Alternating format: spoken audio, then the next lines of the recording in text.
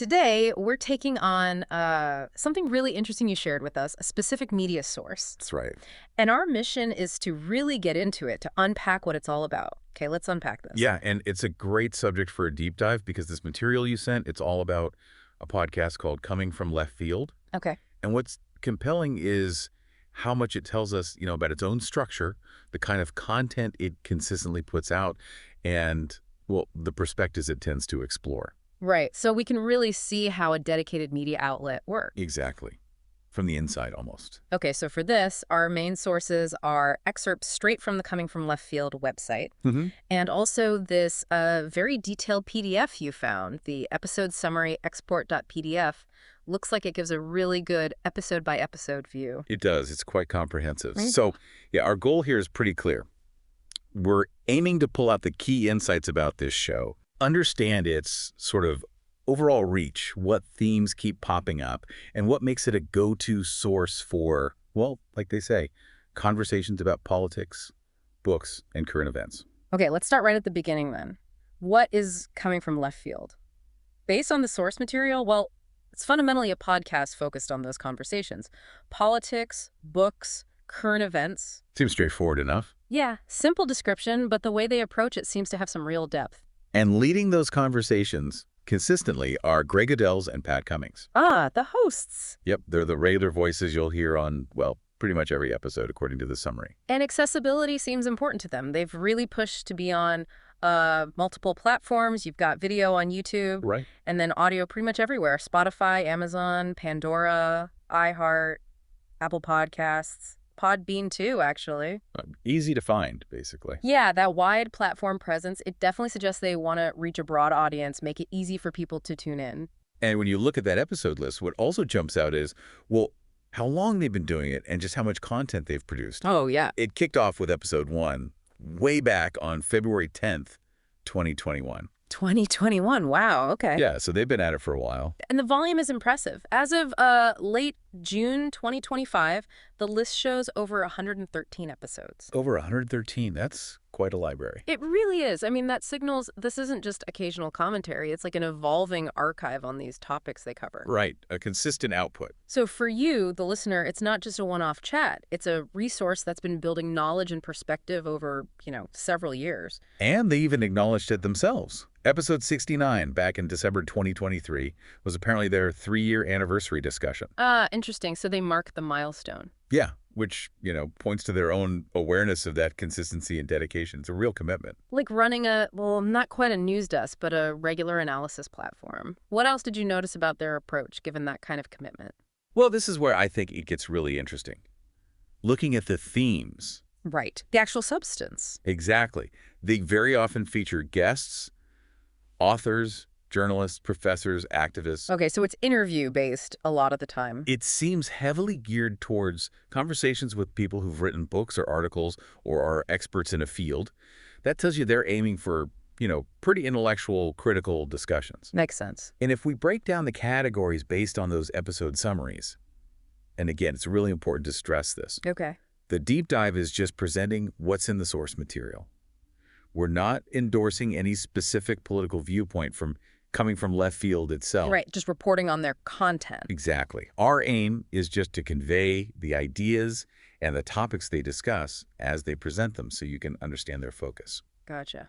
So what are those big categories? Well, politics and history is huge. It's clearly a dominant theme. They have episodes discussing things like the myth of American idealism, who owns democracy, the real deep state, Project Censored State of the Free Press. So challenging sort of mainstream narratives, it sounds like. That seems to be a common thread, yes. And specific historical events, too, like the 1979 Greensboro massacre or the St. Louis Commune of 1877. Wow, okay. Specific deep dives there. In global politics, Cuba, Syria, Palestine, Nicaragua, Venezuela come up.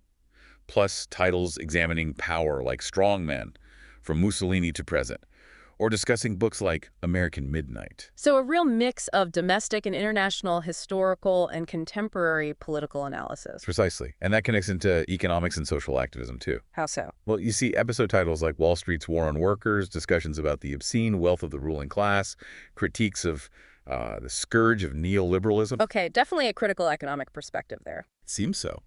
And also historical labor stuff, like blue-collar empire, the untold story of U.S. labor's global anti-communist crusade. So yeah, a clear focus on economic systems, labor, and social impact. Interesting. What else? Education pops up quite a bit. Discussions about reform, policy battles. Like? Titles like Teach Truth, The Struggle for Anti-Racist Education, They Came for the Schools, The Education Myth. They even look at the influence of specific institutions, like Hillsdale College's impact on public schools, and more critical takes like surveillance education. It shows a real engagement with, how education systems are functioning or maybe not functioning. Right. And given it's a media source itself, do they talk about media? They do. Media and journalism is another category. Makes sense. We saw mentions of things like military AI watch. Yeah. Discussions on reporting from specific places like bad news from Venezuela. Okay. And they've apparently covered the Julian Assange trial multiple times. So press freedom and media analysis are definitely on their radar. Clearly. Then there's social justice and rights, covering things like Indigenous rights titles like Unlikely Alliances, The Land is Not Empty, but also civil rights history with episodes like Morningside and critiques of policing, like that Minneapolis Reckoning episode. To a broad social justice lens as well. Yeah. And maybe, surprisingly, health and healthcare comes up too. Really? How does that fit in? Well, sometimes it's societal, like an episode called Inequality Kills Us All. COVID-19 says health lessons. Ah, okay. Health equity issues. Exactly. But also mental health. They had Dr. Russell Razakhan discussing where politics, philosophy, and mental health intersect. Interesting overlap. And critiques of the U.S. healthcare system, single-payer healthcare activism, and even the health impacts of conflict, like wounds of war. Wow, okay. So quite varied even within health. Definitely. And then maybe core to their identity based on the frequency is philosophy, Marxism, and communism. Ah, okay. So theory and ideology. Very much so. Lots of engagement with theoretical texts, Marx's ethical vision, the last years of Karl Marx, critiques like the purity fetish and the crisis of Western Marxism. So digging into specific texts and debates within those traditions. Absolutely. And broader analyses, too, like socialism betrayed or imperialism in the 21st century. They even had a dedicated Karl Marx discussion early on, back in 2021. So that philosophical and political theory angle is really prominent. It seems absolutely central, yes. But it's not all heavy theory and politics. There are some unique features, too. They have recurring poetry reading episodes. One guest mentioned is Janice O'Mahony. Poetry, okay, that's different. Yeah. And discussions on music, too, like one called She's a Badass, Women in Rock Shaping Feminism. Huh. So some cultural commentary mixed in. A bit, yeah. It adds another dimension. Okay, so that gives us a really good picture of the kinds of things they talk about. What about more recently? Any examples from, say, 2025? Yeah, looking at the list for 2025. Let's see. Episode 109, May 22nd, featured Stephen Gallons discussing what's left. Okay. Before that, episode 108, May 14th, Peter Byrne on Military AI Watch. Right. That media topic again. Yep.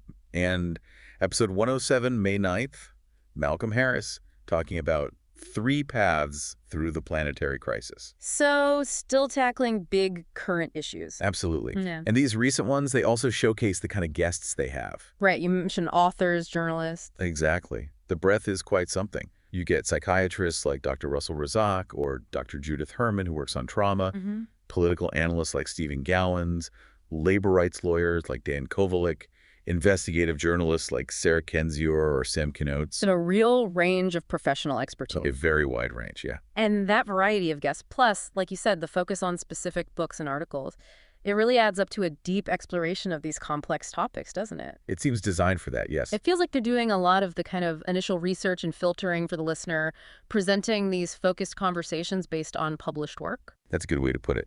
They curate these deep dives into specific sources. So what does this all mean if we boil it down? Well, I think what it means for you, based purely on the material provided, is that coming from left field presents itself as this really consistent, consistent as multi-platform source for pretty in-depth discussions across a wide range of, let's say, critical issues, political, historical, economic, social. Right. And often it seems viewed through the lens of specific books or articles they're discussing with guests.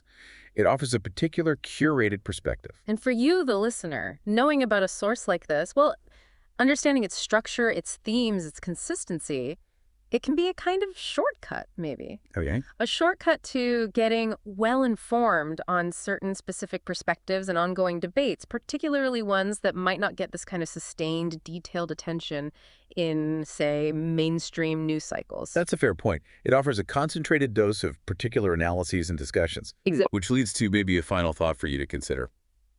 How does a media platform like this one, by consistently producing these detailed discussions, focusing on specific themes, often with a clear viewpoint year after year, how does that actually contribute to shaping its audience's understanding of current events in history?